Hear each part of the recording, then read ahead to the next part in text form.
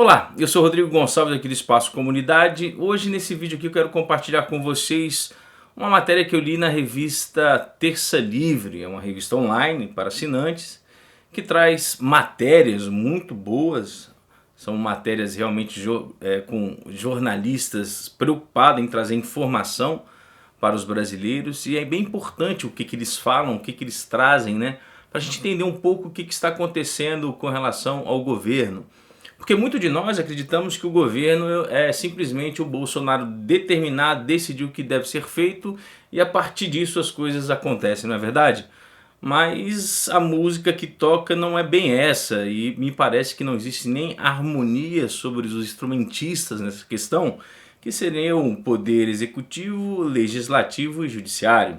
A gente tem acompanhado aí, por exemplo, o embate que existe no Congresso. É uma coisa complicada você vê o presidente da Câmara de Deputados não apoiando muito aquilo que o governo quer fazer pelo país, né? Para a melhoria do país. Existe aí os seus interesses, um jogo de interesse.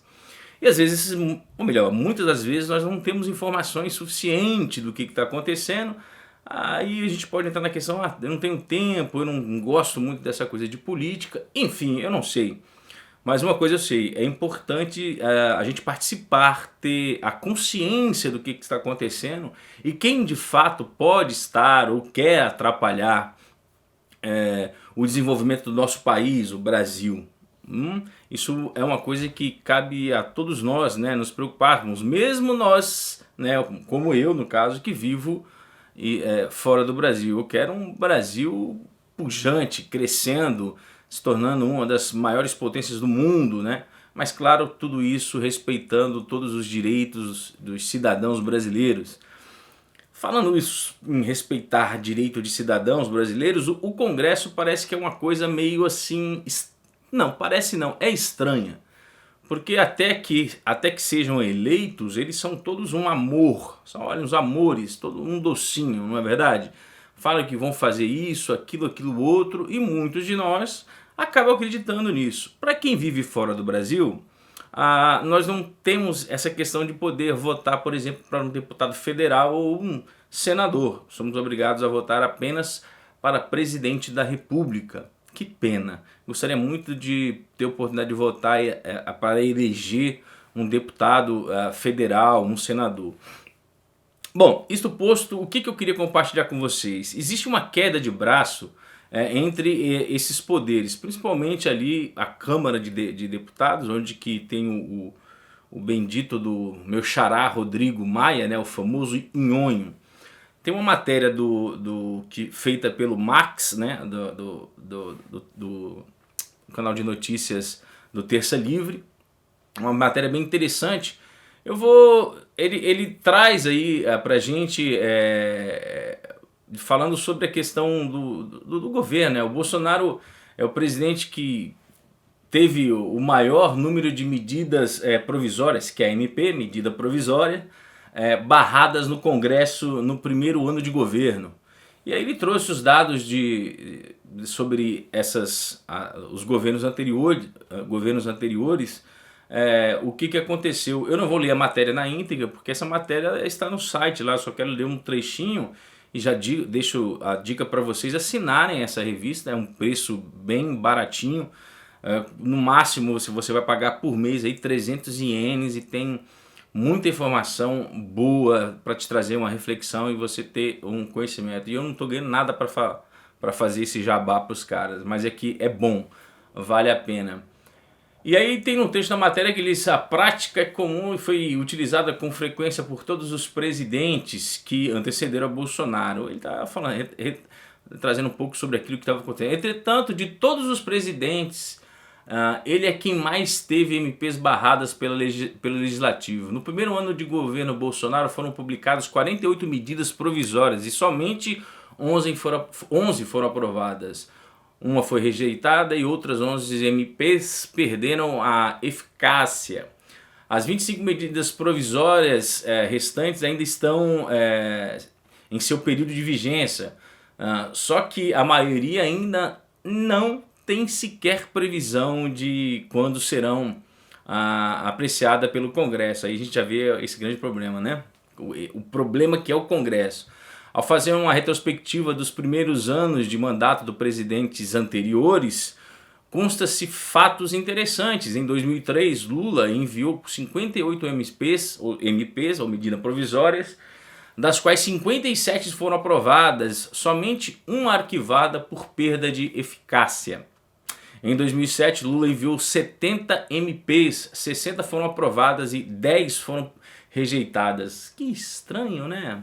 Lembra-se muito dessa questão de dinheirinho para um lado, dinheirinho para o outro, oh, maravilha.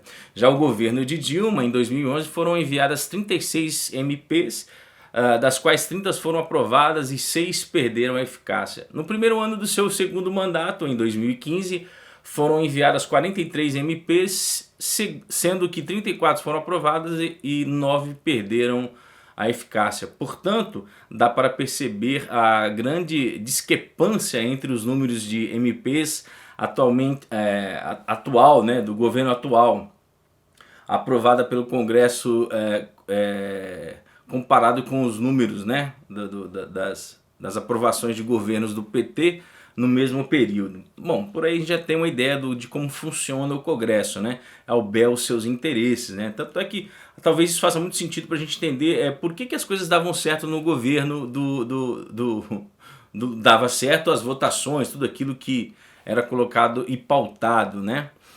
E aí traz aqui, falando um pouquinho sobre aí o caminho dessas MP e os seus interessados, né? Não vou entrar nessa questão aqui agora não, mas tem aí também tem um MP que já caducou, tem MPs que já caducaram, na verdade, porque existe um prazo para que após a MP entre em vigor, se eu não me engano são 120 dias e se nada for feito isso caduca, já era, perdeu o Playboy. Por exemplo, a gente pode trazer aí recentemente a carteirinha de estudantil e o imposto sindical e o balanço e a DPVAT. Né? O MEC propôs que as carteirinhas que eram um monopólio da União daqueles retardados lá, fossem gratuitas. O MEC promoveu a carteirinha digital, não pagaria nada. Mas esse projeto não foi para frente, né? A MP foi assinada pelo presidente, uma medida provisória pelo presidente por 120 dias e não teve nenhuma comissão sequer para poder entrar sobre, questionar esse assunto e falar. Ou seja, o que a gente aprende com tudo isso? Que não é simplesmente ter um presidente da República que vai fazer com que as coisas andem. A gente tem que ter a consciência que para alguma coisa possa de fato mudar, há uma necessidade de ser feita pressão em cima dos deputados. Aí eu digo para vocês, mesmo que você não eleja, né, não vote em um deputado lá em Brasília, Brasil, melhor dizendo, você pode encher o saco daquele deputado federal do seu estado. É uma coisa que você pode fazer, você tem esse direito. Ainda mais você que vive fora do Brasil e tem a oportunidade de viver em país de primeiro mundo, desenvolvido, onde você vê, não é fácil, diga-se passagem, você tem que trabalhar, mas você trabalha, você sabe que vai voltar para casa, a probabilidade de você ser assaltado, morto por conta de um assalto é muito difícil. A questão de acidente de trânsito é possível acontecer, mas também por ter leis rígidas é difícil. Então a gente consegue perceber, é por isso e por essas outras razões que muitos brasileiros estão optando em viver fora do Brasil. Tenho certeza que se o Brasil, a lei fosse rígida, as coisas funcionassem, na verdade diminuiria muito os brasileiros que estão lá, tinha que colocar pelo menos metade preso, porque vou te falar, hein? O tempo passa, as pessoas vão envelhecendo, mas elas não conseguem amadurecer. Então, minha gente, eu vou deixar aqui no link para vocês, aqui embaixo, na descriçãozinha desse vídeo, aqui todas as MPs que foram aprovadas, as que caducaram e as que estão por caducar, para que vocês tenham noção. E quem sabe isso toque o seu coraçãozinho de pedra e fala assim, pô, eu vou lá encher o saco daquele Rodrigo Maia, em vez do Rodrigo do Espaço Comunidade, que traz uma informação pra gente de coisas que a gente não tem a mínima vontade de querer saber. Um forte abraço para vocês e até o próximo vídeo. Tchau, tchau.